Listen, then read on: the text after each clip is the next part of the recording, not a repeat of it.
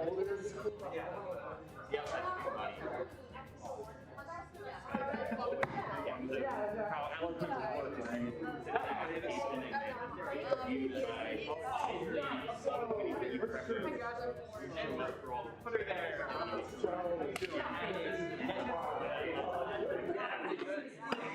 It would basically like a senator in that state. Like we just wouldn't have voting rights in the Senate at large, but you have voting rights, like you get to be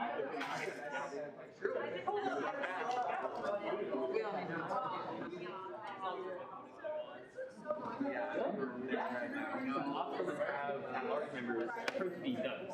So you can reference student services and write about your experience and how you might be have skills to serve on that committee. And we'll soon be That's what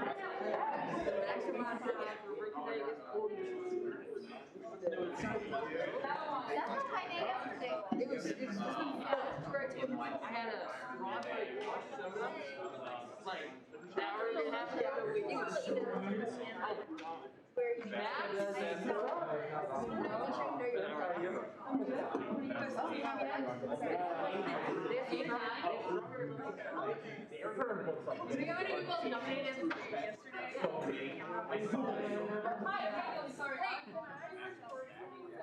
Right now, I'm not ready enough to get them. I will go tomorrow because tomorrow I'm gonna go anyways. And I have a quiz due to the midnight tonight that how to make it happen.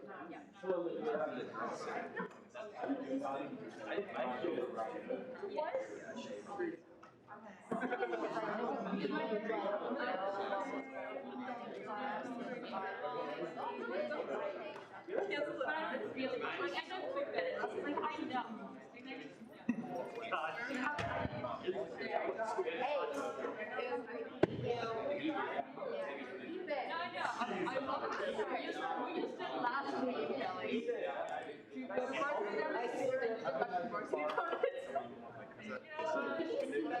It was so Oh, there I am. I know all my friends when I was watching me last trust me.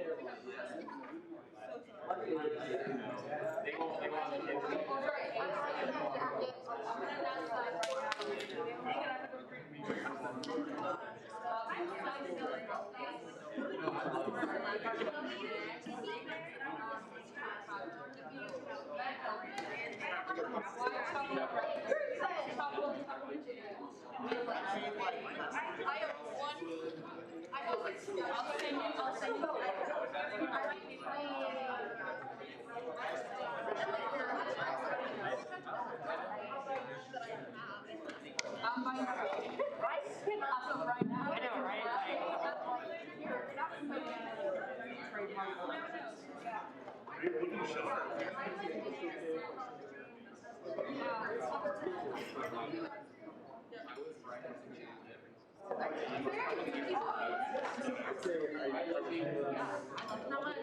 Thank you. I know.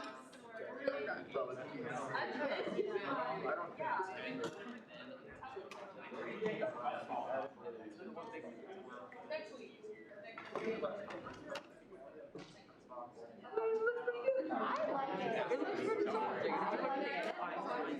Well, you gotta cut. Oh my god, I feel like it. I'm so sorry. Wait, no, this looks really good. So I look like it's my safe space.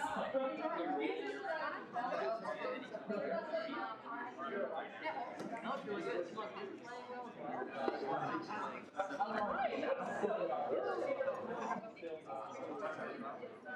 I think no. Like, because I like how mine's sort of like you're not like I like it is a quote. Or even like a it looks natural, so like that's what I mean. It's also yeah.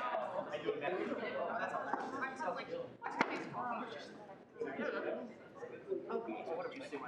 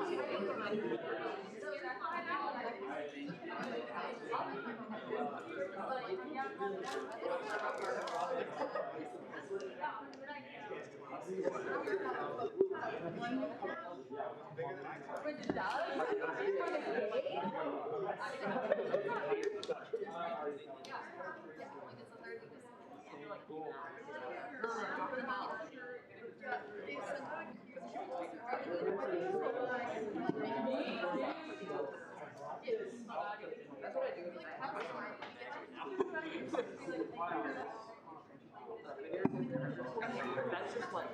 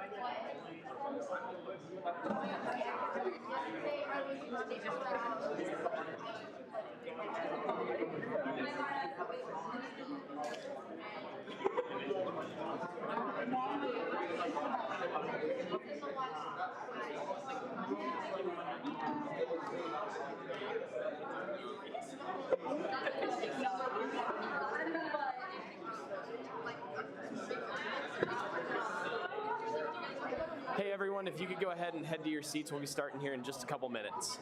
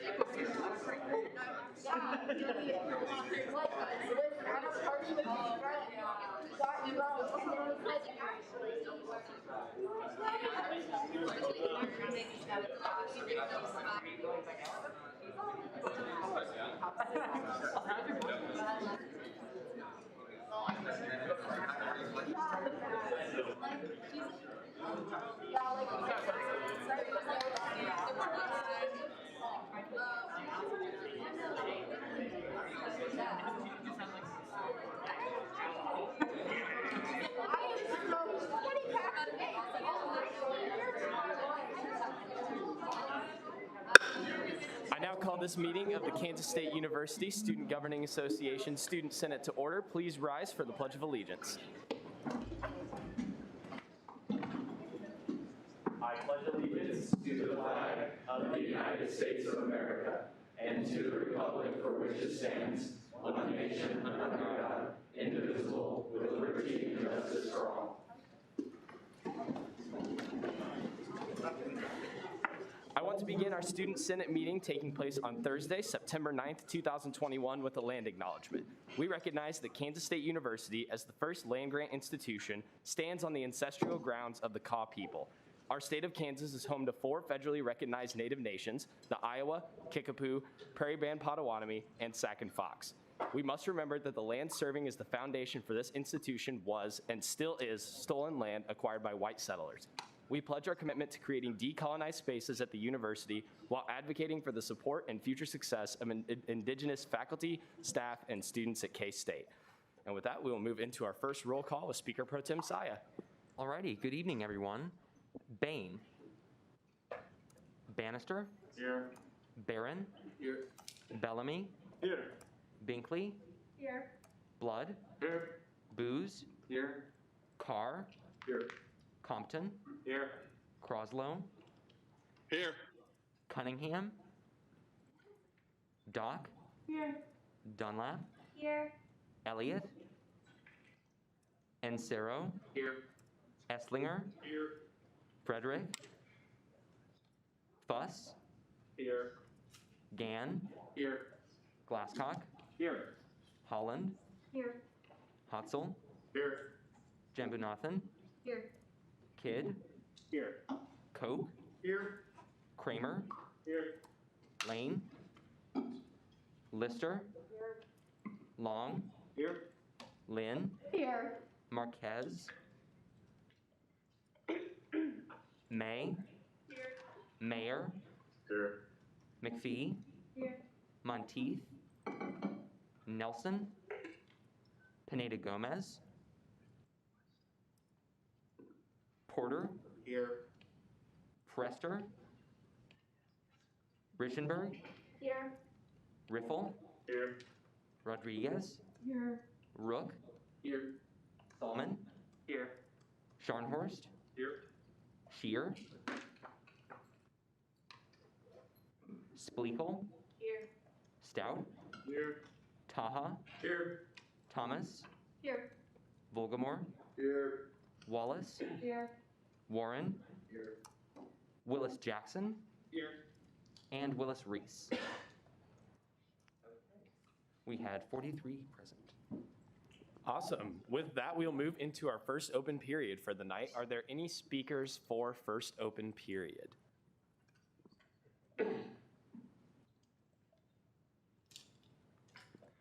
Seeing none, we will now move into approval of the minutes. The minutes were distributed last Tuesday along with the agenda and various other attachments. Are there any questions or corrections for the minutes?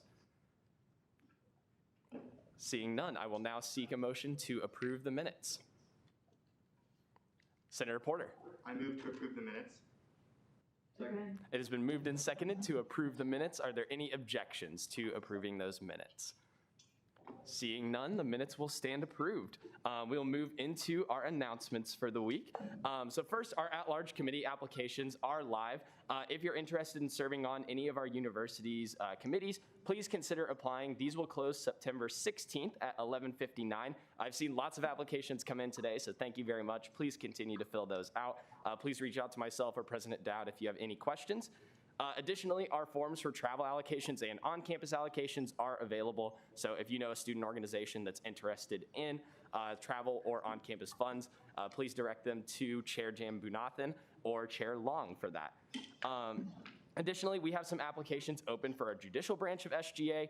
So if you're interested in serving in the judicial branch, please make sure to apply there. And you can reach out to Attorney General Hobbs or Deputy Attorney General Swords at their email addresses below. Next, for our intern coordinators, all of our SGA members are welcome to sign up for to be an SGA mentor for one of our SGA interns. Nick and I got to meet them tonight. They're a really cool group of people, so please consider applying to be a mentor. You all have great experience and perspectives that would really be awesome to pair with a mentee so that they can get welcome to SGA. Additionally, our t-shirt order form will be live tonight. So I think, right? Bet. Awesome. Yeah. So the t-shirt order form is ready to go. So please be sure to check out that link if you're interested in ordering an SGA t-shirt. I believe there's sweatshirt, hoodie options on there, long sleeve. So wide variety. Be sure to check that out. Next, proxies for the week. I forgot my sticky note in the office, but make sure to fill those out if you are going to be absent, even if you don't think that it'll be excused, just to let us know that you will be gone for that. If you'll be absent from Student Senate physically, or you want to attend via Zoom, please feel free to fill out that link below, and I'll be able to evaluate that request, and you'll be able to attend via Zoom that way. Additionally, our Senate shout-out form is below, so please make sure if you want to give shout-outs to people at Senate, feel free to do so there. And our SGA members of the week this week are Attorney General Annalee Hobbs and Deputy Attorney General Matthew Swords. Annalee and Matthew have been doing a lot of work behind the scenes with our code of conduct revisions and are working to further connect the judicial branch to SGA. So thank both of them for all of their hard work. If we can get a round of applause.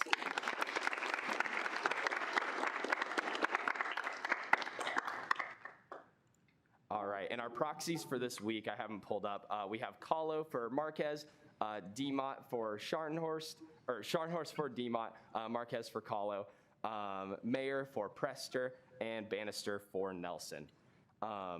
Then we have our events calendar, and our quote of the week this week is, "The only time success comes before work is in the dictionary," by Harvey Specter. If you're familiar with the TV show Suits, definitely take it out.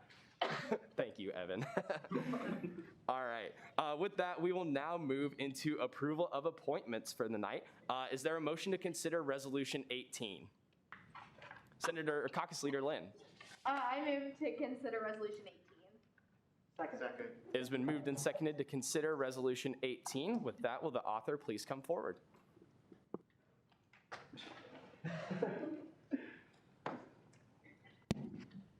Oops. I like to make it dramatic when I come up here.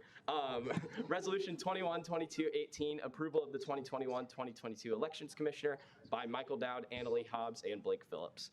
Whereas the Elections Commissioner is jointly appointed by the Student Body President, Speaker of the Student Senate, and Attorney General, whereas the Elections Commissioner may concurrently hold office in one of the three branches, whereas this position was sufficiently advertised through announcements in the K-State Today and announcements in Student Senate, whereas applications were made available to all students who showed interest in the position of Elections Commissioner, whereas there were 2 applicants for this position, and whereas this appointment is subject to the approval of Student Senate.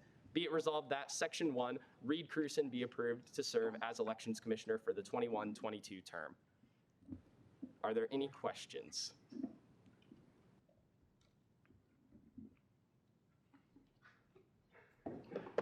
Seeing none, I will now seek a motion on Resolution 18.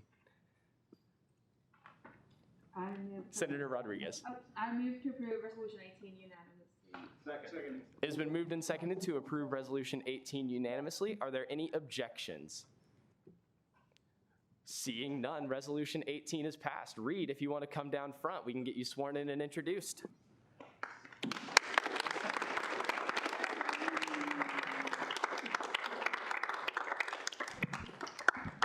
All right, if you'll raise your right hand and say "I will" at the end.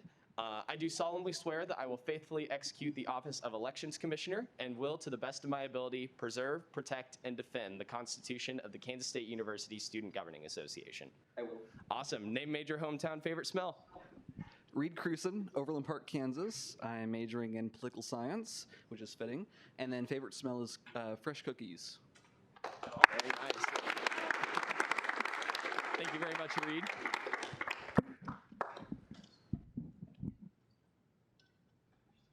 All righty. Awesome. So, wow, a bug just flew on my computer screen. Nice. With that, we will move into committee reports for the night. Are there any committee chairs who would like to make a report tonight? Chair Long.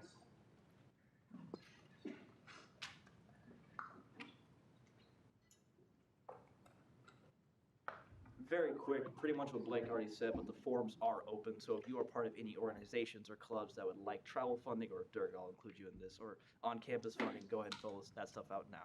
Reminder that you have to do that 35 days before the event. Thank you. Are there any questions for Chair Long? Senator Scharnhorst. Can you exceed 35 days before the event? Yes.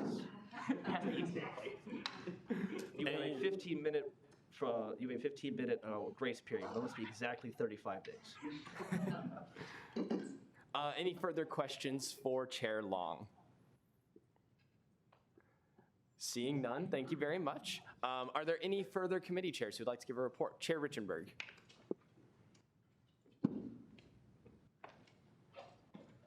I don't like the long walk. Silence, and I hate it. Thank you.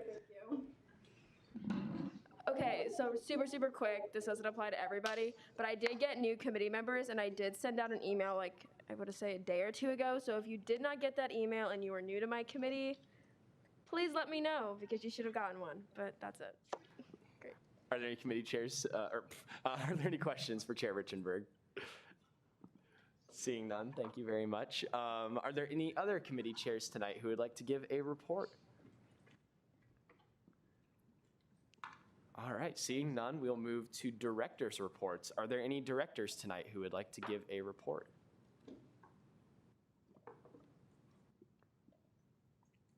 Seeing none, we will fly down the agenda. So we will move into final action tonight. A reminder, since it's been a while, final action is where we do our voting in Student Senate. So with that, will the author of Resolution 212214 please come forward?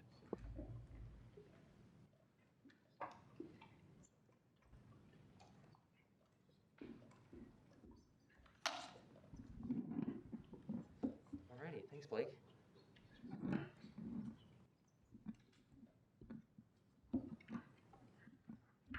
Okay. Have any changes been made? Yes, one change that maybe not all of Senate is familiar with.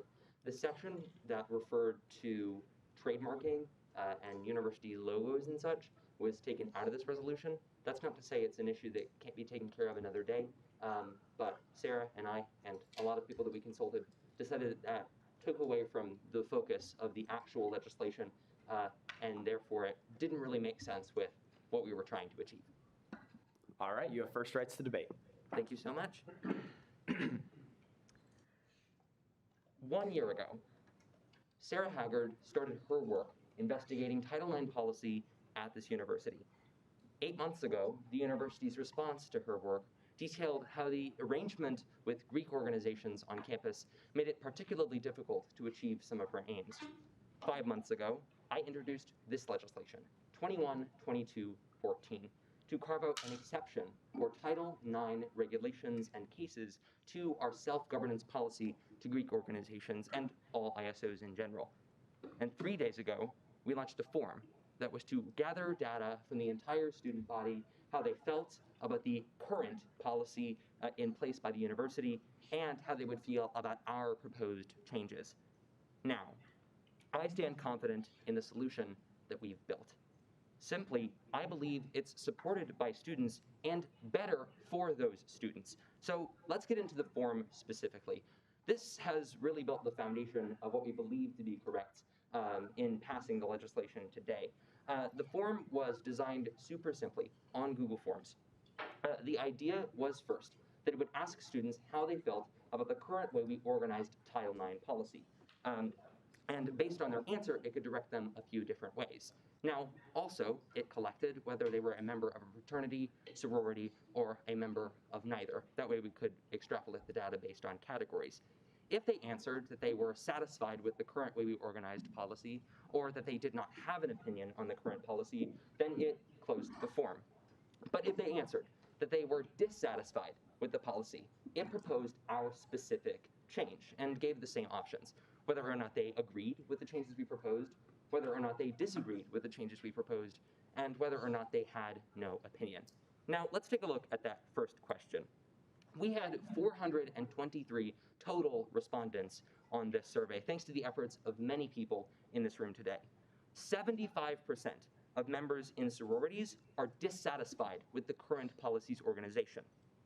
55% of members in fraternities are dissatisfied with the current policy, and 90% of non-members are dissatisfied with the policy. That is a combined total of 78% of all respondents answering explicitly they are dissatisfied with the way that Kansas State has organized their policy. Even the highest category of support for the current policy, that among fraternities, only had 22% explicit support for the policy.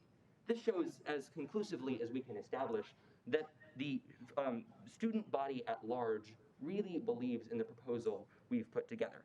Now, among those students that said they were dissatisfied, those that were put to our proposal, so that were given the chance to reject the idea that Sarah and I have worked on, 99% supported the changes that we're putting forward. They've been a long time coming, but clearly they received the support of the student body. Now, I think it has to be addressed that this is not any official survey conducted by a statistician. It was conducted on a Google form, after all. But even still, we believe this provides really strong evidence to support the resolution today. But let's actually get into why it's important, why I believe it's going to be critical for students. First, on justice.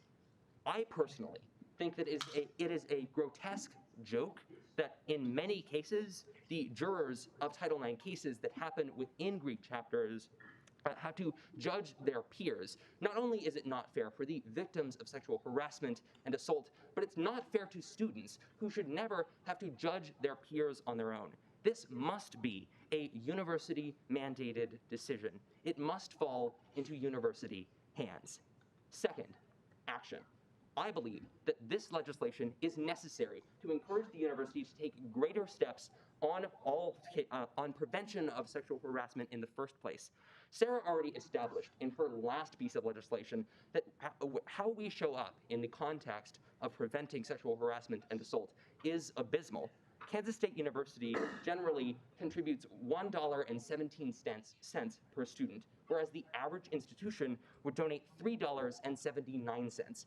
I believe that taking this off the plate of Greek organizations or independent student organizations and making it the responsibility of the university to manage these cases would give them more incentivization to tackle these cases head on, to provide more in terms of prevention, and to really take matters into their own hands. And finally, reporting. It's incredibly critical that we realize when cases are managed by independent student organizations, it's incredibly challenging for victims of assault to come forward in the first place. That's based on the analysis of Sarah and all of the research that she has done so far. Of course, resources are still available to victims of assault through the Office of Institutional Equity, the Riley County Police Department, or even through counseling services. But I believe that when we place this issue into the university's hands, we can encourage more people to come forward in the first place and actually report what's going on. Now, I understand that there are concerns about how this legislation would impact Greek organizations. I'm sorry, Speaker, your time is up. Time for the speaker has expired. Is there a motion to extend? Caucus Leader Lynn. I move to extend the speaker's time by 5 minutes. Second. It's been moved and seconded to extend the speaker's time by 5 minutes. Are there any objections? Seeing none, Nick, you have 5 more minutes. Thank you so much. As I was saying, I understand that there are concerns about how this policy would impact the relative autonomy of Greek organizations. So Sarah and I have been exceptionally careful in our language to make sure that this is an exception to our self-governance policy and not some type of encroachment of university authority. We specifically preserve the self-governance model and believe other universities like the University of Kansas provide an excellent model of how we can isolate Title IX cases from the rest of Greek autonomy. Ultimately, I believe this achieves the best situation for all. The best for victims, the best for those in Greek chapters that are being put into difficult situations now, and the best for everyone involved at the university who really need to step it up a notch. So at the end of the day, I think it's incredibly important to say that we're not choosing to stay the course if we vote no today. We have to understand that voting no is different from what Kansas State has had in the past. Voting no is different than what every other school in the Big 12 has done, and voting no is different from what is right. 5 minutes ago, I started what I believe to be one of the more important speeches that I will ever give to this chamber. And I hope that some minutes in the future, you all will vote yes. Thank you. Thank you very much for your debate, Speaker Pro Tem Saya. I will now be seeking debate in the negative on Resolution 14.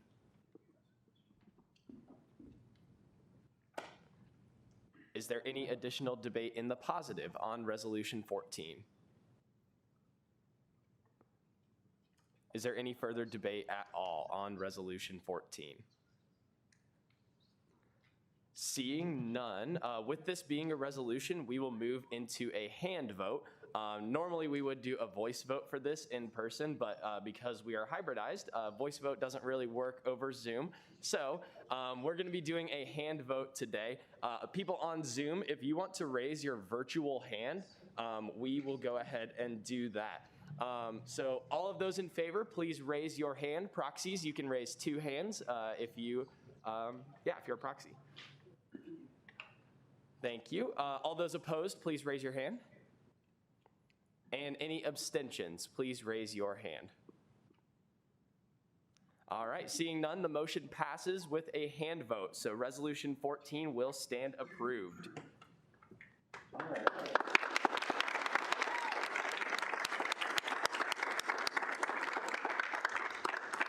Alrighty.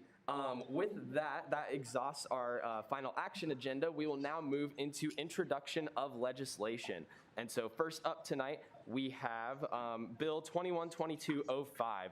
Is there a motion to consider Bill 5? Chair May. I move to consider Bill 212205. Second. It has been moved and seconded to consider Bill 5. With that, will the author please come forward?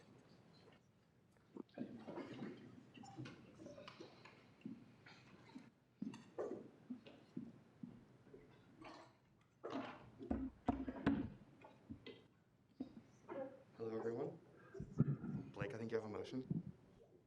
Oh, yes, Chair Richenberg. I motion to let the author summarize. Second. It's been moved and seconded to allow the author to summarize. Are there any objections? Senator Booz? Not an objection. No objection. Are there any objections? All right, seeing none, you are allowed to summarize, Evan. Thank you.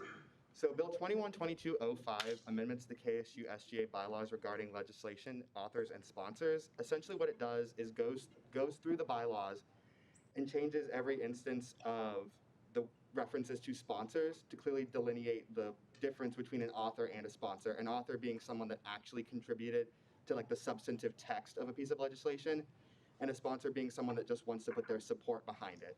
So basically, unless you wrote a piece of legislation and wrote part of it that like is like the actual intent of the legislation, you're an author. Otherwise, you're not. You can add your name as a sponsor. So, for example, if you look at the very top of the bill, Andrew and I did this just as an example. The authors are Andrew Booz and Evan Porter, and those go in alphabetical order. And then the sponsors are the Senate Operations Committee, because Senate Ops went through and edited the legislation as we do, and they decided that they supported the legislation, so they put Ops on it as the sponsor. And since Andrew and I are both on Ops, we deleted our names and just included it, since we voted as part of Senate Operations to be the sponsors of that legislation. Really, the only like big change that happens here is at the end of Section 3, where we define that if there are no authors, the committee members will become the authors. And then at the end of Section D3, we deleted exceptions may be made at the discretion of the Speaker of the Student Senate or the Senate Operations Standing Committee. Chair. All right, are there any questions for Senator Porter regarding Bill 5? Senator Scharnhorst. Having read through the legislation, I believe its authors can go in any order the authors choose, but sponsors are in committees first, then alphabetical by last name. Is that correct? Yeah, we just chose to put it in alphabetical order. You don't have to, but that's just the way we decided to do it on this, just as an example. But yeah, you're correct. Any further questions or corrections for the author? Chair Long. What was the reasoning or catalyst behind this?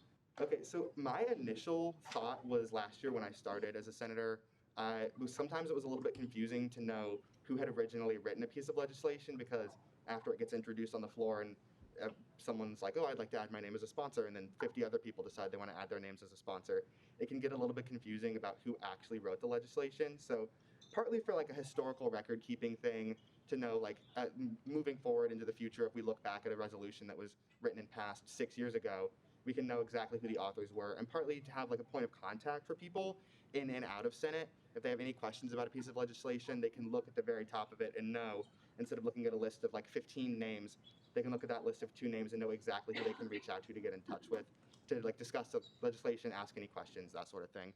And also, as Andrew was doing some research for the bill, he found that there's a lot of other universities that do it this way, so we were kind of wanting to get a little bit more consistent with other student governing associations. All right, any further questions or corrections for the author? Director Colburn. Sorry, I don't have my name pinned. I know that, like, so in this instance, like, you were both on the committee, so if it was how we used to do it, your names couldn't be separate because you're on the committee. Where is that in the, like, governing documents, that rule about that, and how does this affect that rule? So that's actually a really good point. We didn't like type that, like have it exactly written down. So I think if we do another round of editing, that's something that we should definitely include. But Andrew, do you have? Yeah, can I take this? Yeah, go for it. Yeah, that's actually in the statutes, which we have another bill that's being introduced today that affects the statutes, and so we actually don't change that at all. But that was only about sponsors. So in this case, like, we are members of Senate Operations, and therefore we couldn't be additional sponsors, but it also doesn't really make sense for us to be additional sponsors because we voted with the rest of Senate Operations Committee to put our names to put Senate Operations as a sponsor in the first place. It doesn't affect authors at all. In fact, authors are always individuals, as we've defined it. Mm-hmm. All right, any further questions or corrections for Bill 5? I have a question. May I be added as a sponsor for this piece of legislation? You may. Awesome. So with that, seeing no more questions or corrections, we will move on to Bill 6. Is there a motion for Bill 6? Chair Long. I move to consider Bill 6. Second. It has been moved and seconded to consider Bill 6. Evan, go ahead. Chair Richenberg. I motion to let the author summarize. Second. It has been moved and seconded to allow the author to summarize. Are there any objections? Seeing none, you may summarize. Thank you. So same general idea. We went through this time the statutes and found every instance of the word sponsor and changed it to author if we felt it necessary, or left it as sponsor, or just added or deleted text to make it clarifying. Really, the big substantive changes here happen in Section 2. So Section D there is going to be all new. It defines authorship and sponsorship. So like Andrew mentioned previously when we was answering the question, the author list of a piece of legislation may include any person who worked on creating or drafting the resolution in whole or in part in any order the authors may choose. So that answers one of the other previous questions. It can be in any order that the authors choose, but Andrew and I just chose to do it in alphabetical order because we felt that's what made the most sense. And then, like it mentions in whole or in part, the intent with that bit there was that if you, like I said previously, contribute anything substantive that like changes or forms the intent of the bill, you can be listed as an author. But if you are just like helping someone write a bill and you're like, oh, there should be a comma there, or if ops decides like, oh, that should be capitalized, there should be a comma, we don't consider that to be having written it in whole or in part, so you would not be listed as an author, if that makes sense to everybody. And then going back to Section D there, the sponsor list of a piece of legislation shall include any person or committee who may sponsor the legislation that the authors wish to include. The sponsor list shall be organized with committees at the beginning, followed by the individual names in alphabetical order by last name. So if it was like every single committee wanted to sponsor it, we'd just have them on there in alphabetical order. And something that I'd like to make clear is that if there's, for whatever reason, a resolution that every single member of the Senate wants to sponsor, we wouldn't just say, oh, every committee is sponsoring it. We would say, like, the committee, if there was a committee that originally sponsored it before introduction onto the floor, that would be it. If it gets referred to a committee and that committee votes as a body to be a sponsor, they would be listed as sponsors, but otherwise individuals would be listed as sponsors. But the committee has to vote as a body to be a sponsor.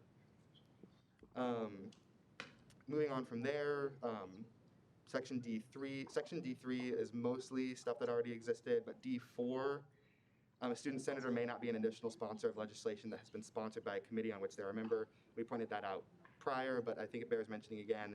If you're on a committee and you, as a member of that committee, voted to sponsor a piece of legislation, you're not going to be an additional named sponsor. And then the rest of it is just like fixing, again, instances of authors and sponsors and like correcting the order since we added Section D. All right. Are there any questions or corrections for Bill 6? Senator Scharnhorst. I brought this up to Senator Booz, but since you're already amending this section, I noticed on line 122, new section G, old section or H, all bills and resolutions shall be typewritten. I had this moment of cognitive dissonance reading that, thinking that someone's out here typewriting, old style typewriter.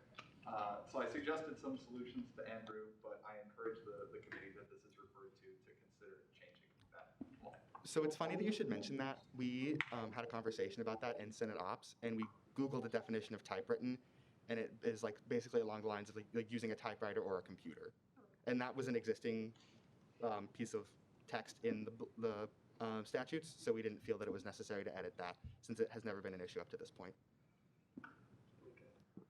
All right. Are there any further questions or corrections for the author? Senator Glasscock. Yeah, so inquiring to the whole or the part stipulation for authorship, just to kind of get an example out there, in DEI, a lot of the times the author will bring a resolution to the committee and ask us to help them fill out the list of people we're sending the resolution to at the end of the last section. And just to clarify, that would not qualify for authorship if somebody listed out some recipients, correct? I don't think it would. No, that's Andrew. You want to take that one? I mean, and to an extent, like it's up to the author to choose how to add more authors too. I mean, if you wanted to add all of the authors to DEI, like I don't think that would really like fit what we're trying to do, but you maybe could. And like I previously mentioned, that doesn't really change like the intent of the bill. Who you send it to doesn't really change exactly what it's doing. So I think that's really kind of the rule of thumb that we're trying to stick to here is that if you contributed to the text of the bill in a way that changes the intent or forms the intent. All right. Are there any further questions or corrections for the author? May I also be added as a sponsor on this one? You may. Awesome. All right. Unless there are no further questions, we'll now move on to our next bill. Is there a motion for Bill 7? Senator Booz. I move to consider Bill 7. Second. It has been moved and seconded to consider Bill 7. I will come forward. All right. Those are always awkward transitions. I'm sorry. Okay. So Bill 212207, or FY 2021 closing of accounts by Tram Pham and Blake Phillips. Whereas, in accordance with the Kansas State University Student Governing Association funding statutes, the KSU SGA treasurer is required to close academic competition team, campus-wide organization, college council, institutional services, multicultural organization, and fine arts council student group accounts on an annual basis that retain unused funds. And whereas, the accounts listed below have remaining funds that are subject to the provision above. Be it enacted that, and I'm going to summarize this part, sorry. Section 1, we have like our campus-wide organizations with this amount that will be returning to the Reserve for Contingencies account. Section 2, our multicultural student organizations will also, that amount of money will be returning to the Reserve for Contingencies account. Same thing on Section 3 for our institutional services. And then Section 4 lists out our academic competition teams that will be going to the academic competition teams reserve account. And so the grand total for that is $66,851.13 that will be returned to reserves. And so I'll be open to any questions. Thank you so much, Speaker Phillips. Does anyone have any questions? Senator Booz. Yeah, thanks. I noticed that Graduate Student Council is the entity that has the most money that we're taking back by far. And I also know that I believe Graduate Student Council mostly uses that money to send people to conferences and that sort of thing. So is that major amount of money that isn't used just because that they didn't send as many people to conferences, or that there were smaller conference fees, or what was the major source of that money? So yeah, that is a great question. Billy or Marcus, I know you both are heavily involved with GFC. Would either of you like to potentially elaborate on that? I'll let Billy go first. Billy, if you have anything, feel free. Yeah. Hey, you got me, Andrew? The answer to your question is we were successful in another route, and that is we were able to convince those digital and virtual conferences to waive their fees during the time of COVID. So we needed that money because people were going to conferences, and initially they charged the exact same fees to do the technical support. We saw that that wasn't very effective, and we convinced a lot of conferences, we meaning collective effort between a number of graduate schools, to waive those fees. So when the GSC first asked for that, the fees existed, and people were going virtually to support their graduate programs. When those fees got waived, we had excess money. So that's why there's so much of a budget. I went and talked to what was Privy last term, and I said, hey, you guys should expect seeing some money come back, because in our two-pronged sort of efforts to get graduate student travel financed, we were able to secure a reduction in the actual costs and make sure that SGA funds came and weren't as limited as had been proposed last term. I hope that answers the question. Yeah, it does. Thank you. Yeah, thank you very much, Billy, joining us all the way from the Miami, Florida area. So, woo woo. All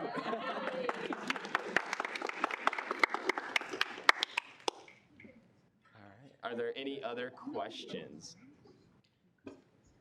Nick, look at me.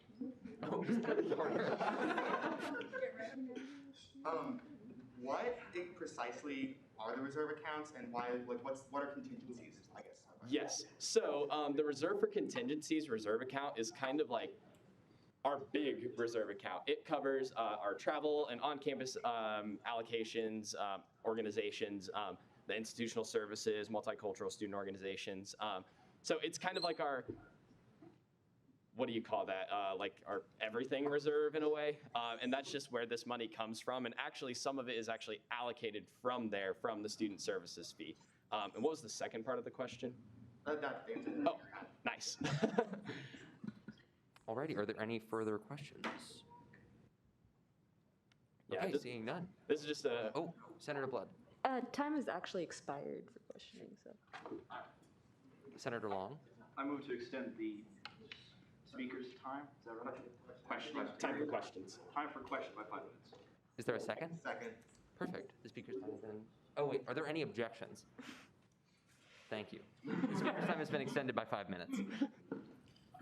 I would like to move to Special Order Bill 7 and into final action. Second.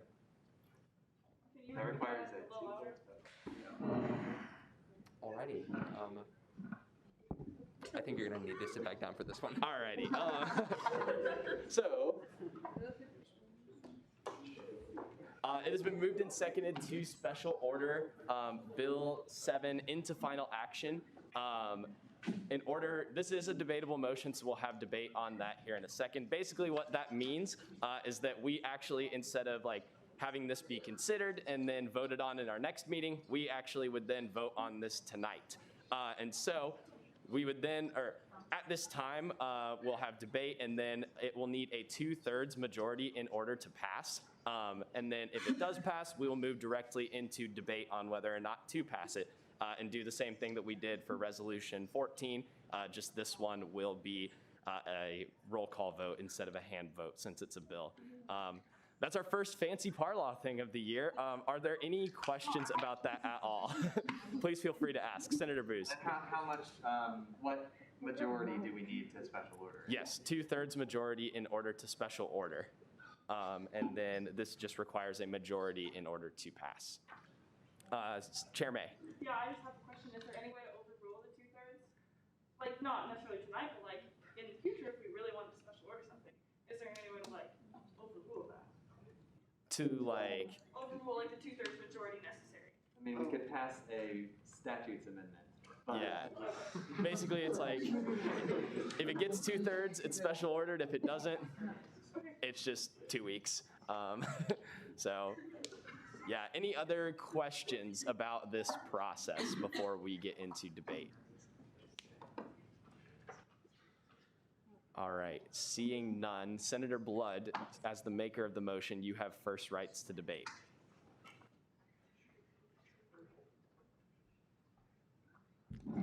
Yeah, so on this, our Speaker of the Student Senate and our SGA Treasurer has just done a immensely great job at crafting this bill already. And in my mind, it makes no sense for our accounts to wait to have our funds come back to them, right? We do not need to have these funds waiting in accounts for an extra week, right? When we can recoup those and begin doing the good work for our student organizations and our students here at Kansas State to be able to have their funds available to use for activities this year instead of sitting in accounts where those funds aren't going to be used. And now we can go and reallocate those funds. And so that's really why I wanted to just go ahead, move forward with this, and pass that bill tonight instead of waiting one more week when we can use those funds now to make benefits for our students. Alrighty, thank you for your debate, Senator Blood. Is there any debate in the negative on special ordering this bill? Chair Harmon, I saw you first.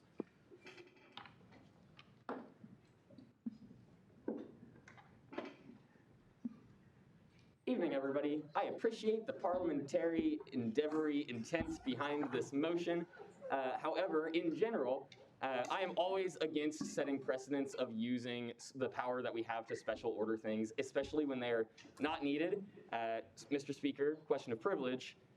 Is this bill having any need to be special ordered? Was this intended to be special ordered? I had no intention going into tonight of doing this. Thank you. So based on that, and also speaking from my role as the Student Services Fee Chair, this account is where, that's what we're doing is we're closing those accounts and it will feed into that kind of catch-all at the end of the year. This money, whether we collect it now, collect it 2 weeks from now, this doesn't have a role to play in, this won't be able to be used to fund fund student services or anything in that time period. We are already, we have those numbers that we allocate are future numbers. So, yeah, I appreciate the intent of the motion. However, I am against setting precedents of special ordering things, especially frivolously. That should not be taken lightly. We have the legislative process for really good reasons. And I urge you all to kindly vote no on special ordering it. Let us go through the normal legislative process. I appreciate the endeavor. All right, thank you for your debate, Chair Harmon. Is there any additional debate in the positive on special ordering Bill 7? Is there any additional debate in the negative to special order Bill 7? Senator Booz.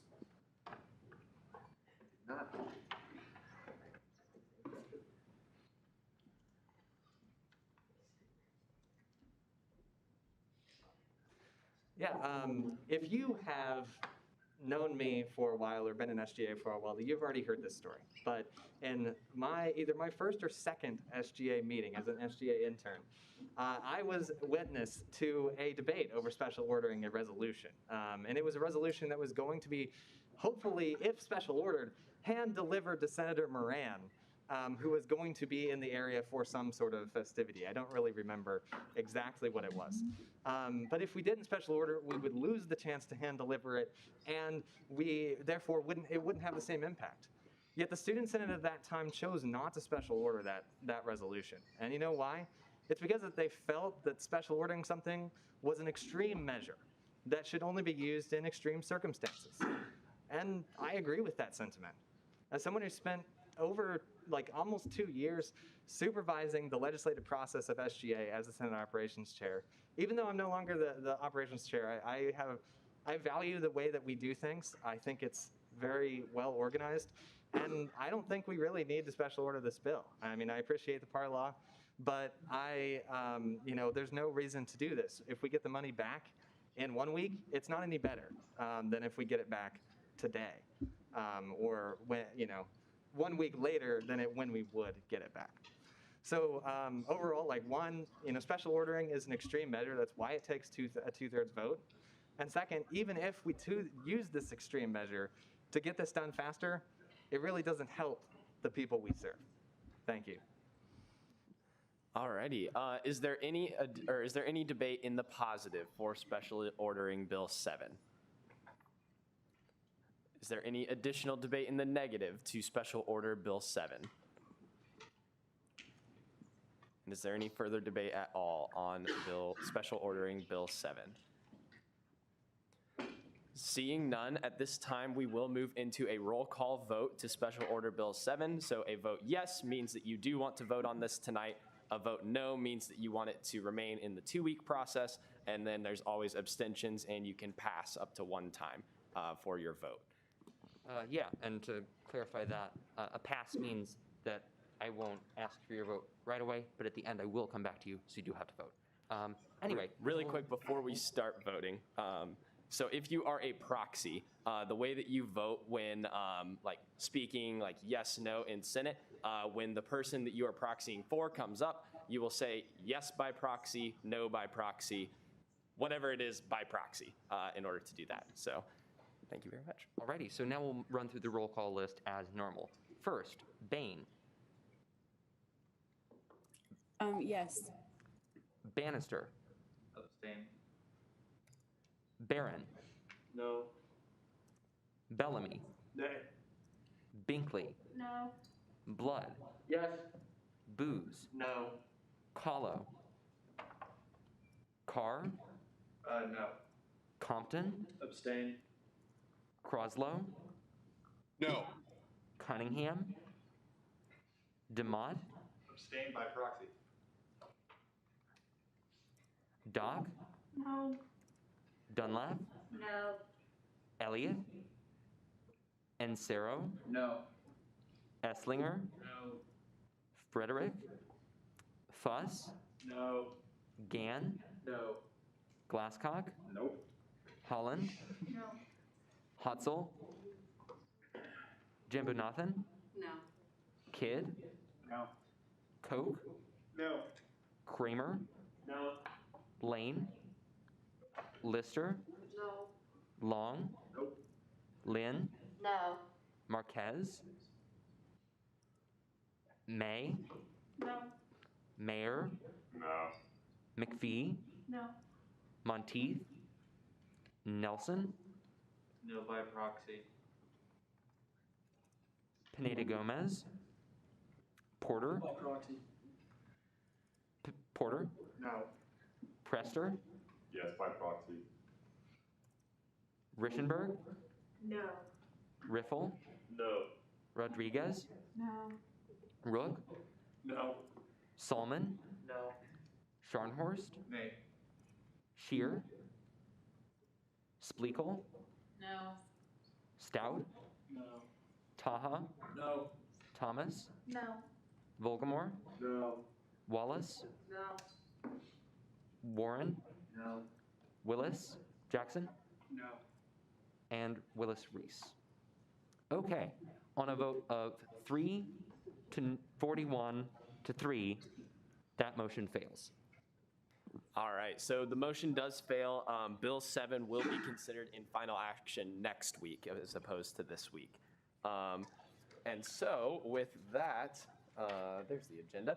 We have exhausted all of our legislative agenda for the night, and we will move immediately into second open period. Are there any second open period speakers for tonight? Vice President Koger.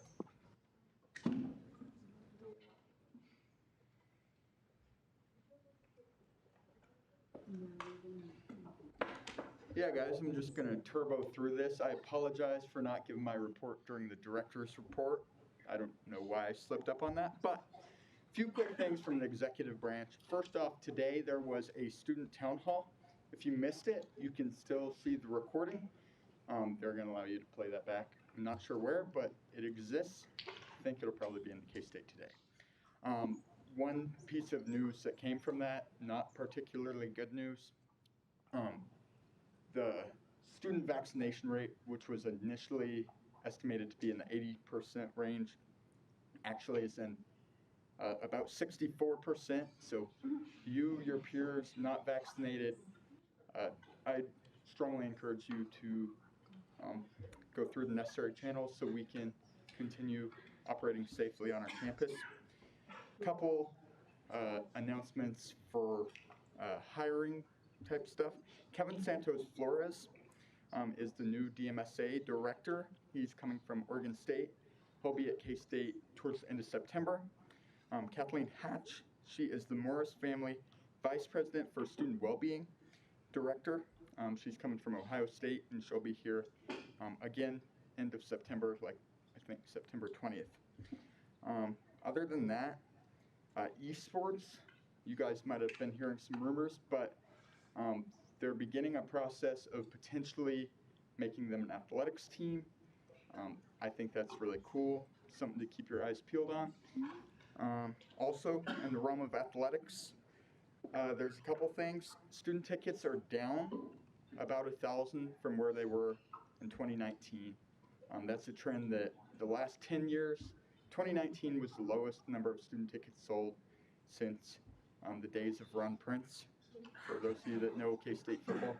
But if you haven't already, purchase your student athletic pass. It'll be a great time. The tickets aren't transferable, so if you're waiting to buy your ticket because you think you can just pick up a couple, they aren't allowing you to sell them this year, so you might as well just get your pass. It's less than $9 per game. You'll just download them on the K-State Sports app. Also, one thing I noticed in Dallas, during the Wabash, I heard a particular chant, and I'm going to sit here and say, I dislike KU as much, if not more, than anyone in this room.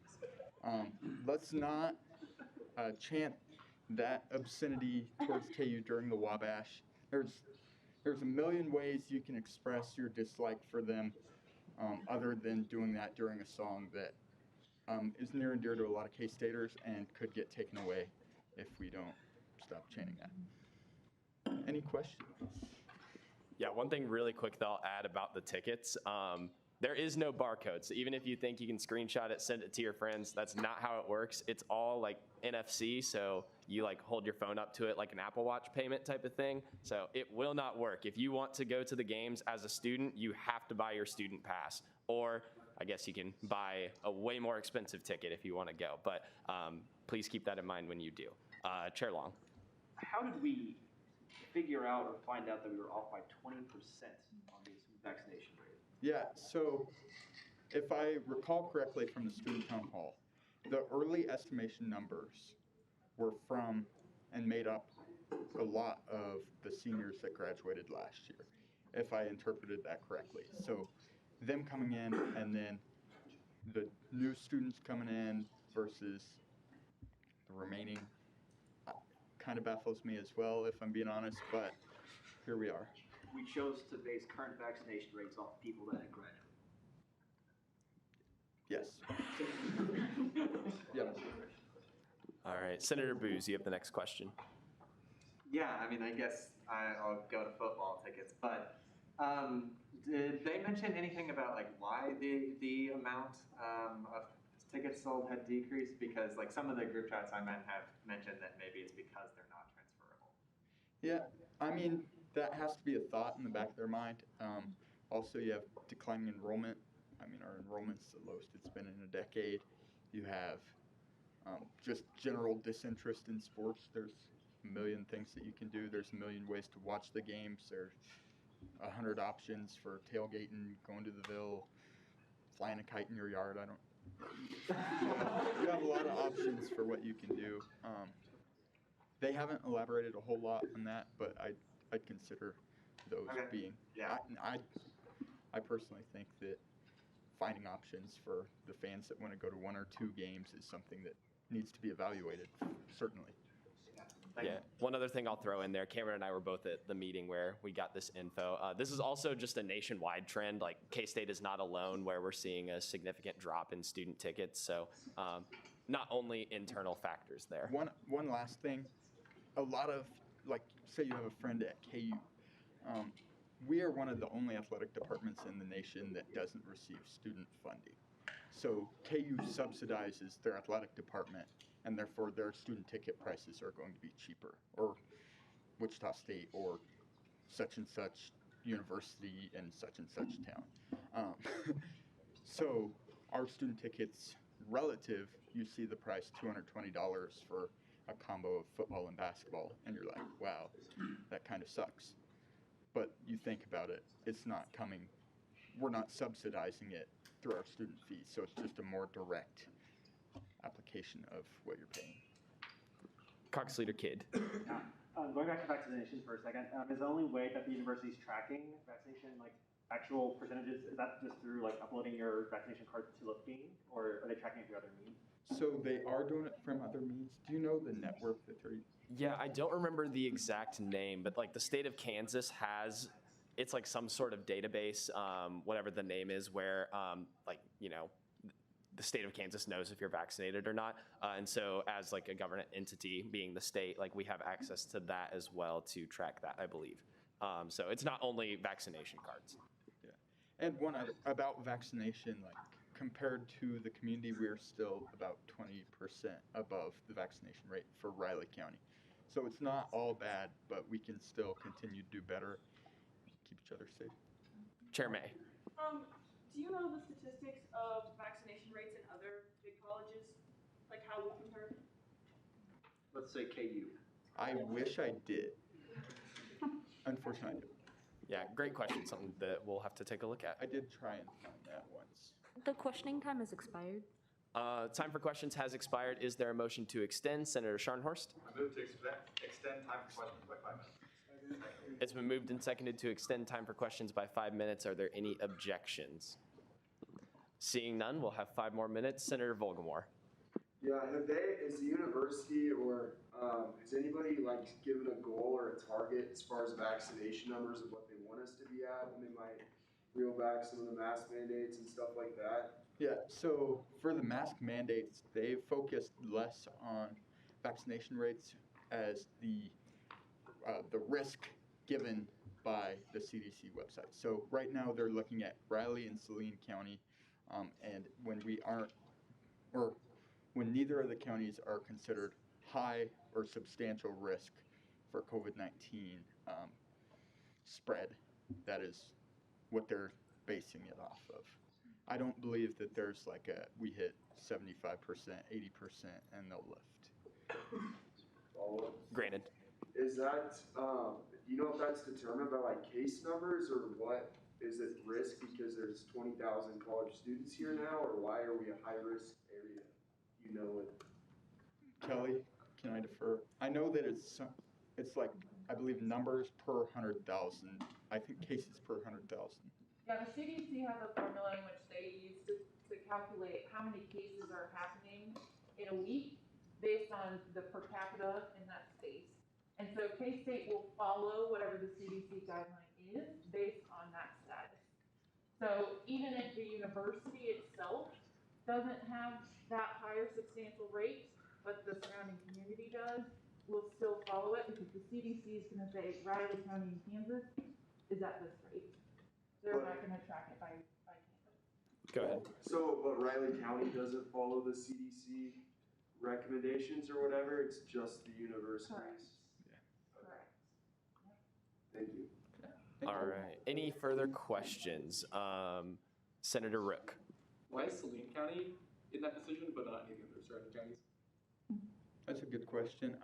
It seems like I would imagine it is because of K-State Polytechnic in Salina, but I'm not certain. I am certain.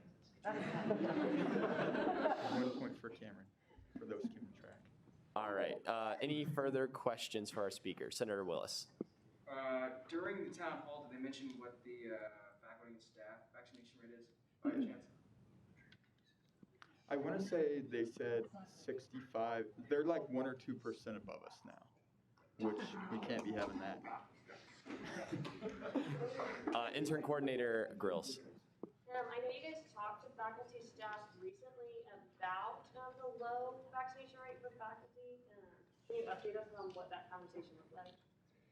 Yeah, so that was something, actually, we'll be having those conversations on Monday.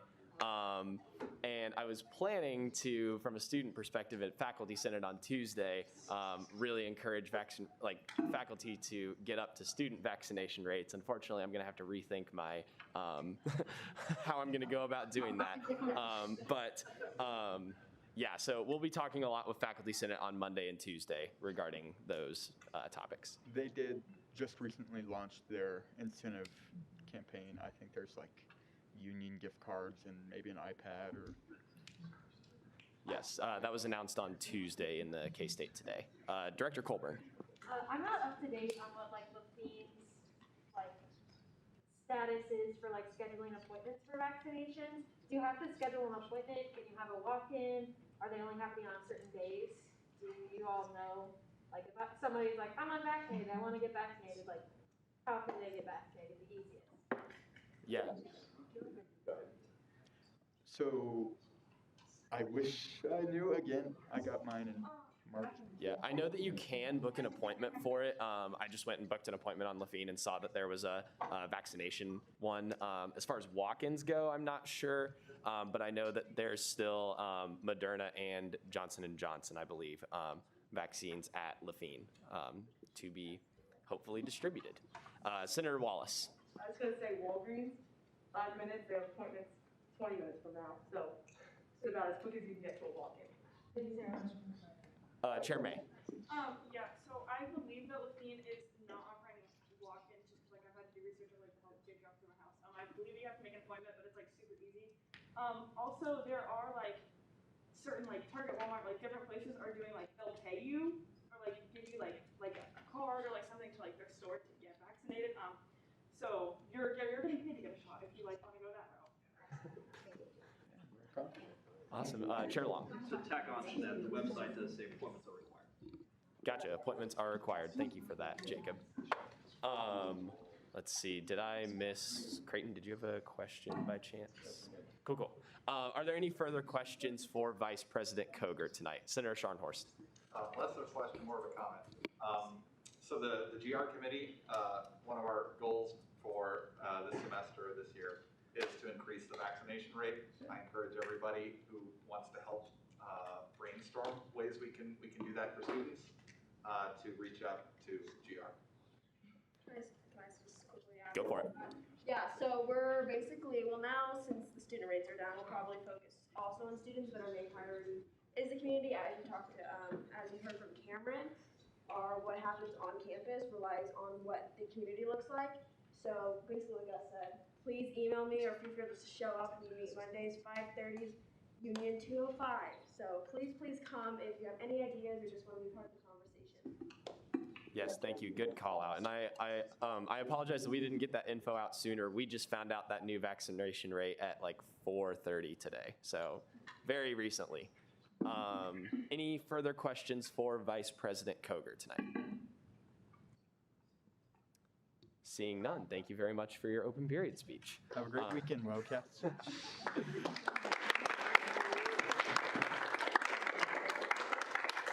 All right, are there any further speakers for second open period tonight? Senator Rodriguez.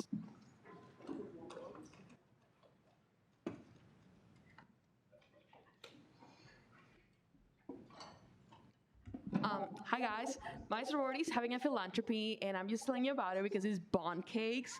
Nothing from bond cakes, you know, those really good things. They're $5 or they're gonna be $6 at the gift door. It's gonna be Drive Out with Gamify, September 17th from 6 to 9. Something like that. You can order bond cakes from the link in my Instagram bio. I'll also make sure we send it in the minutes. You put how many bond cakes you want and who send you, aka me, Natalia Rodriguez, and Megan, I guess, but mostly me. And then they have red velvet, white chocolate raspberry, double chocolate chip, lemon, confetti, and vanilla. And I'm ordering like 2 or 3 for myself, so like please don't be shameful to order as many as you want for yourselves, for your family, for your loved ones, for your roommates. And yeah, if you want to be nice and put a big order in, we will deliver it to you. So just catch up with me if you want to do that. Thank you guys. Oh, any questions? Are there any questions for Senator Rodriguez? Seeing none, thank you very much for that report. All right, are there any further speakers for second open period? Chair Salmon.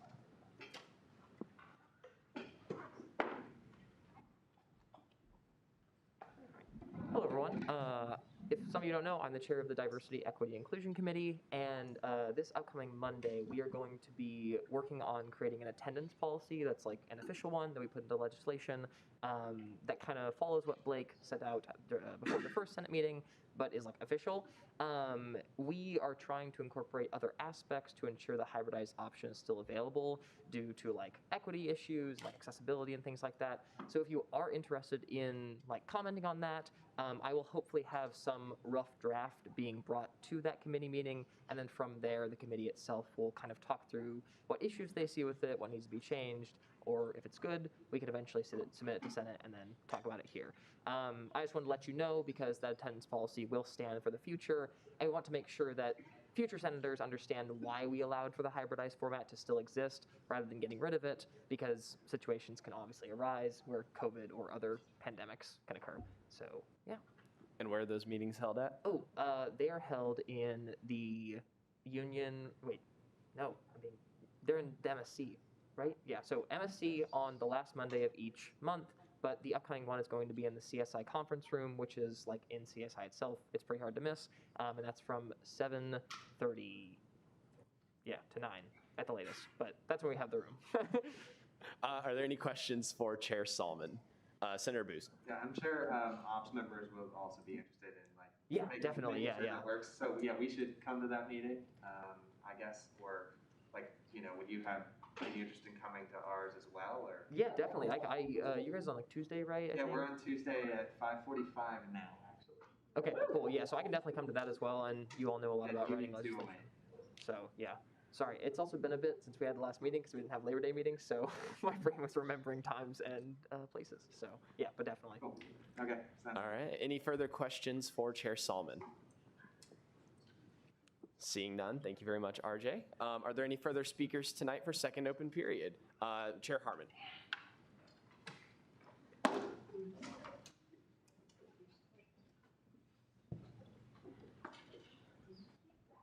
Hi everyone. What I wanted to talk about here is just a little bit of an overview and an update on the highlights of what went down with the town hall this afternoon. It was great. It was all of the highest level decision makers. It was President Myers, Provost Tabor, Lane, Dr. Gurl, who is the Chief Medical Officer for Lafayette. And you could really tell, like, these were the people who were making the decisions on the university's response in terms of COVID and the mask policy and everything.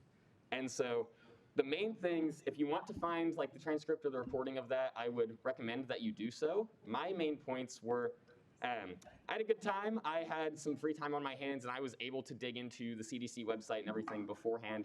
And so I tried to get some really hard, definite answers on what sources the university was drawing upon in deciding its sources. And basically, the main narrative is that they're drawing on CDC guidelines.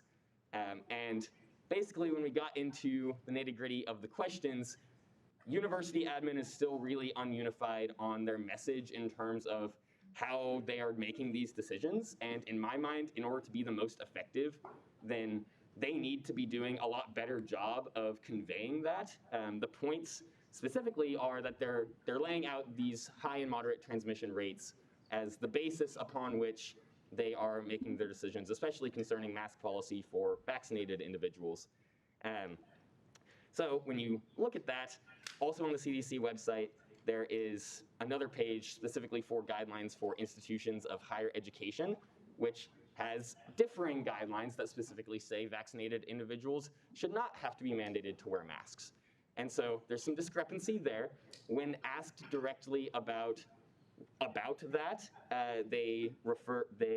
let's see, I've got his response right here. In essence, so here's what Dr. Gurl's response was. A couple of things to consider. The CDC is not actually an enforcement entity. They can make recommendations only. The state and county health departments are the enforcement arm of public health. Essentially, they make the rules we are all subject to. That leads down another road of questions because Riley County does not currently have those guidelines. And so the university is doing themselves and students a disservice by not being unified on how they are conveying the reasoning for these policies. And so if you all are particularly interested, I wanted to give you those sources and leads to think about, and in particular be asking administrators, you might be in contact with why the difference, like if they're going to be relying on CDC guidelines, they have to be able to because right now, there's conflicting CDC guidelines about whether or not vaccinated individuals have to be wearing masks. And also, especially, this was an important point I tried to get answered and could not, given that we have such good data tracking for the Kansas State family and the K-State community, we all know that we are going to be doing a lot better in terms of transmission than Riley County as a whole. And so, as a body, there's many students who feel like our decisions should be based on transmission within the Kansas State University system because we have such a good COVID-19 tracker and all of that data. So they were not able to give an answer. They just circled back to the CDC stuff when asked about why we make decisions based on the entire county's data versus the university's data. So that is all a lot of some interesting stuff. I would love to answer questions. I posed some questions to all of admin and played a lot of good word tag about policy decisions with them on the call today. So, Senator May, do you have a question? Yeah. Go for it. This is great.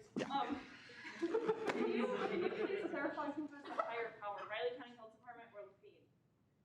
Riley County. So Riley County makes actual policy decisions for the county, but the university can do more than that. Like the university can always do more than the county recommends. Your follow-up is granted.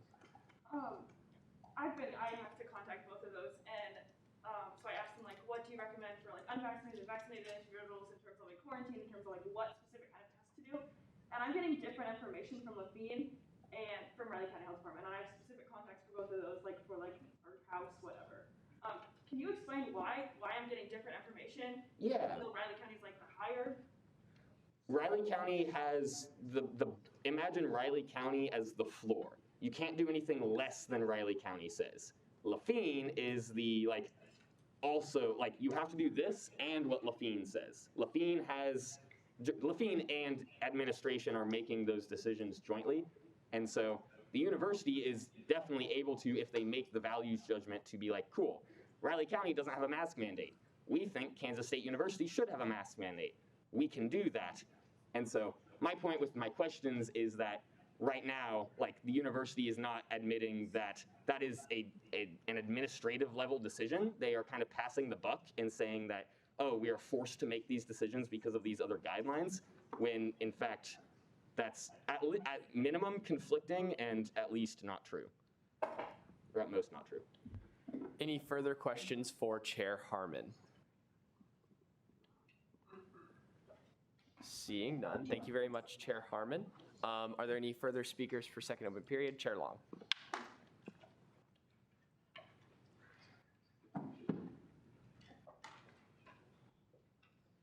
Real quick, most of you know the wonderful individual Hannah Heatherman. She was our intern coordinator, thank you, intern coordinator last semester. And one of the things that she was very passionate about that I am as well, unless you have a very good reason to, don't abstain on a vote. You were elected for your vote, fulfill your mandate. That's it. Are there any questions for Chair Long? Seeing none, thank you very much for your speech. Advisor Ferris, you are next for second open period.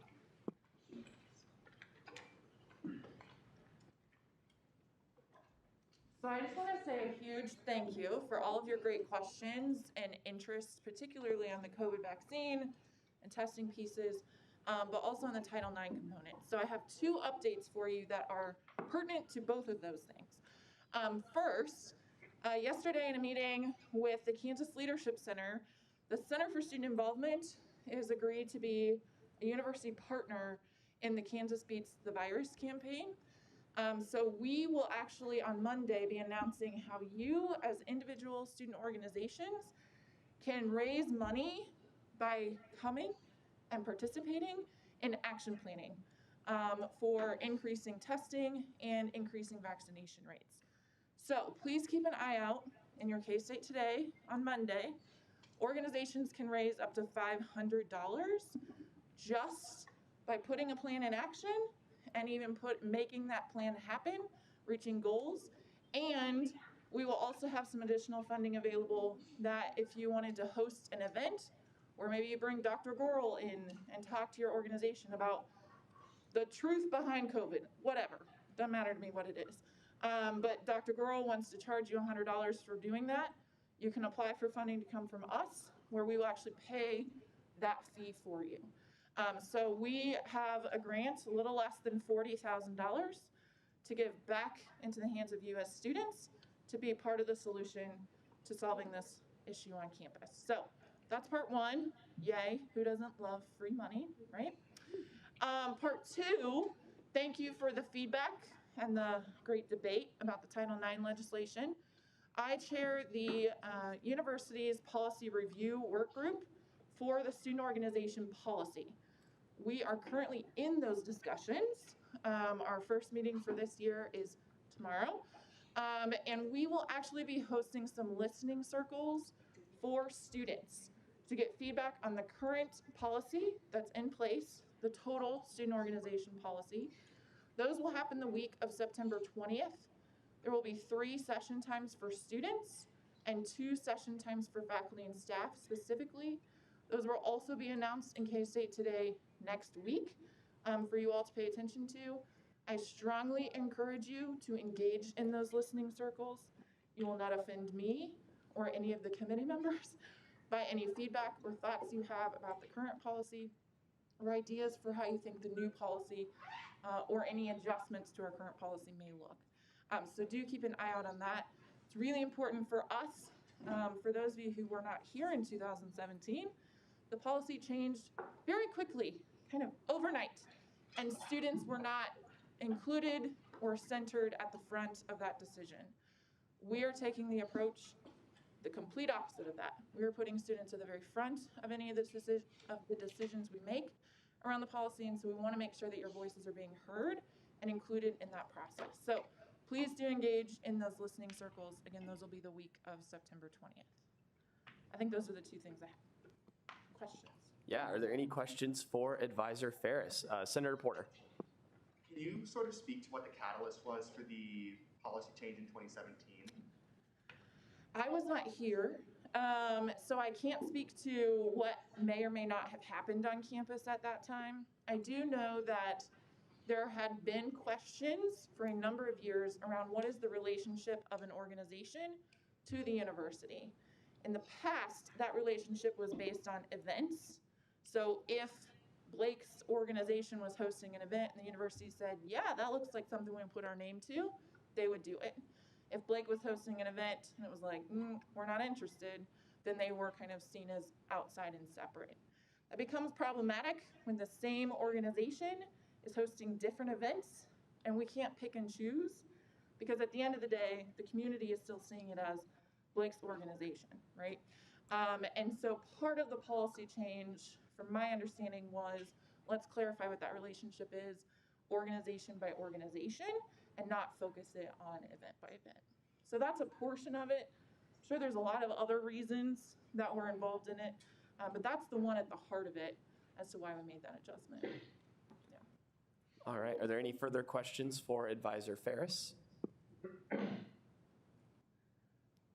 Seeing none, thank you very much, Kelly.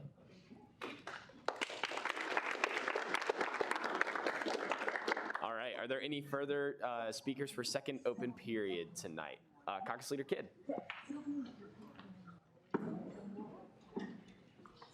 Thank you. I promise I'll be very, very brief. I just wanted to come up here and just express my gratitude from everyone's positive support last week. I really do appreciate it. With that, though, quick show of hands if you're registered to vote in general.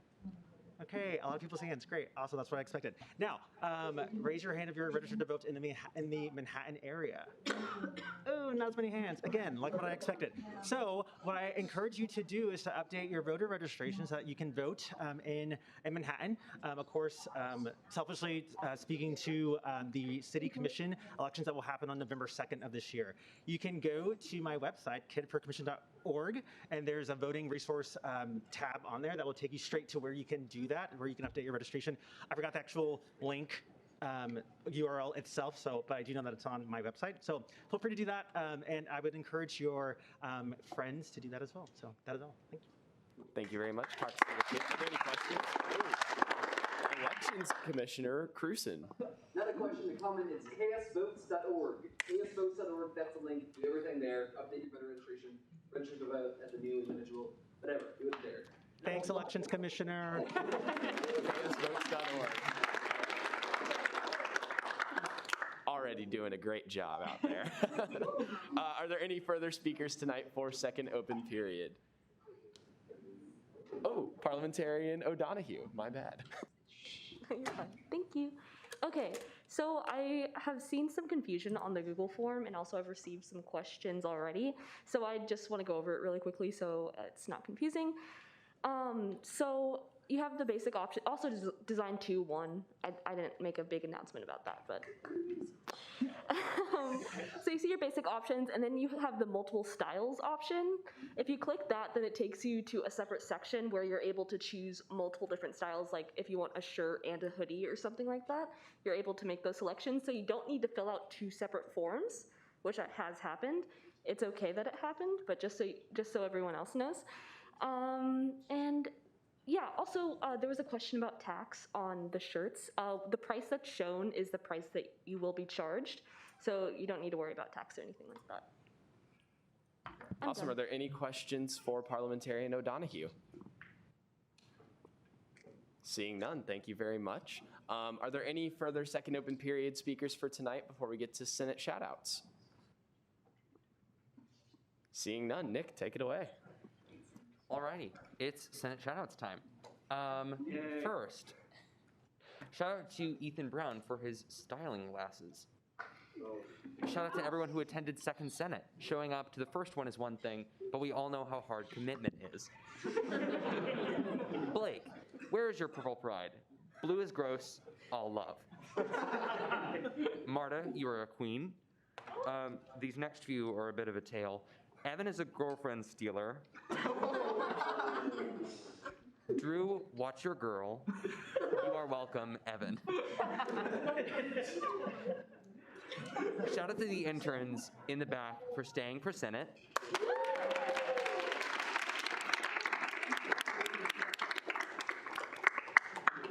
This one is in all caps. Attention, Marcus Kidd speeds in the parking garage.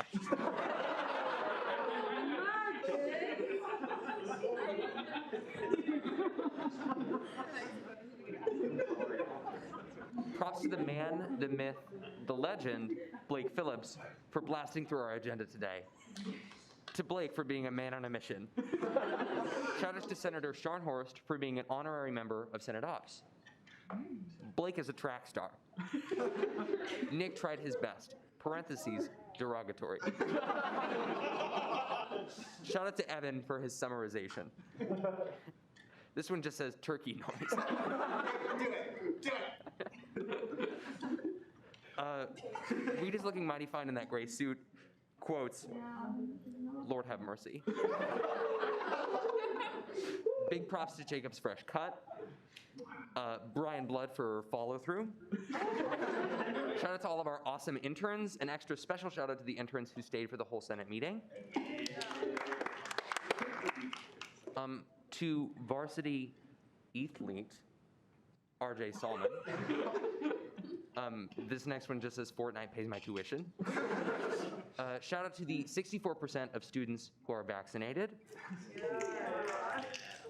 Shout out to Director Haggard and Nick for being awesome and working so hard on the Title IX legislation. Love you, love.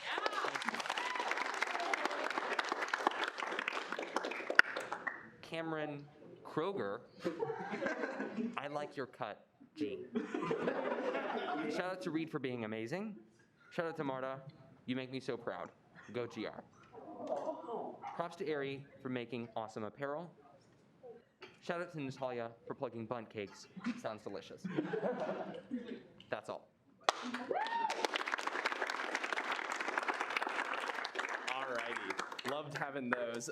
For our reference of legislation tonight, Bills 5 and 6 will both go to the Senate Operations Committee, and then Bill 7 will go to the Student Services Fee Committee. So if you have any input on those, make sure to reach out to those committees or attend. So with that, we have reached the end of our agenda. Oh wait, no. Roll call. Yeah, now it's second roll call time. Okay, Bain. Bannister. Here. Barron. Here. Bellamy. Here. Binkley. Here. Blood. Here. Booz. Here. Kahlo. Carr. Here. Compton. Here. Croslow. Here. Cunningham. Doc. Here. Dunlap. Here. Elliott. Encero. Here. Esslinger. Here. Frederick. Fuss. Here. Gann. Here. Glasscock. Here. Holland. Here. Hutzel. Here. Jambunathan. Here. Kidd. Here. Koch. Here. Kramer. Here. Lane. Lister. Here. Long. Here. Lynn. Marquez. May. Here. Mayer. Here. McPhee. Here. Monteith. Nelson. Pineda Gomez. Porter. Here. Prester. Rischenberg. Here. Riffle. Here. Rodriguez. Here. Rook. Here. Salmon. Here. Scharnhorst. Here. Shear. Fleekle. Here. Stout. Here. Taha. Here. Thomas. Here. Volgamore. Here. Wallace. Here. Warren. Here. Willis. Jackson. Here. And Willis Reese. All right.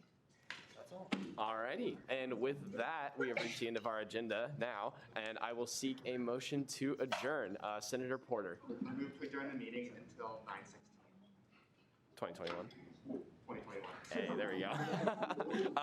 Is there a second? All right, it has been moved and seconded to adjourn unless there are any objections. Seeing none, we'll stand adjourned. Have a good night, everyone. Be safe and go Cats. Thank you.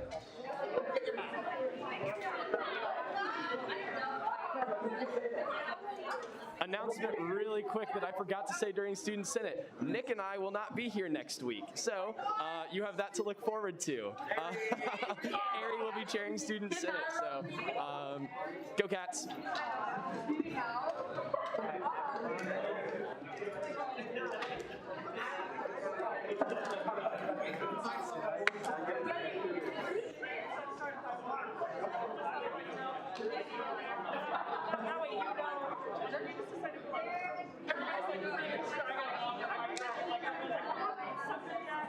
I'm not paying that.